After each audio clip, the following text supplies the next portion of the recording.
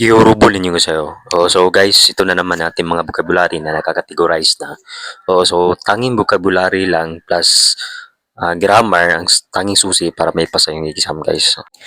So kung gusto nyo may pasa yung exam guys, mag-memorize kayo or mag-familiarize kayo ng maraming vocabulary guys. At the same time, mag-aral kayo ng maraming grammar. So memorize lang guys, at least 10 to 20 vocabs every day. Yan din ang ginawa ko dati. So, pag hindi naman kaya guys, 5 to 10 vocabs, okay na yun. So, number 1, television. Television. Number 2, computer. Computer. Number 3, gas range. Kasurinze. Number 4, vacuum cleaner. Tsungsuge. Number 5, oven. Ubon. Number 6, microwave oven. Chunjarinze. Number 7, stove. Sutubo. Number 8, electric kettle. Chungi Jujunja. Number 9, iron, Tarimi. Number 10, refrigerator, Ninjango.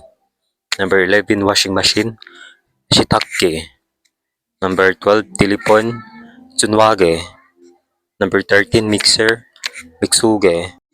So, number 14, electronic heating pad, Chunggizangpan. Number 15, electronic shaver, Chunggi Munduge. Number 16, clock, Shige. So, ayun guys, happy learning. Anyong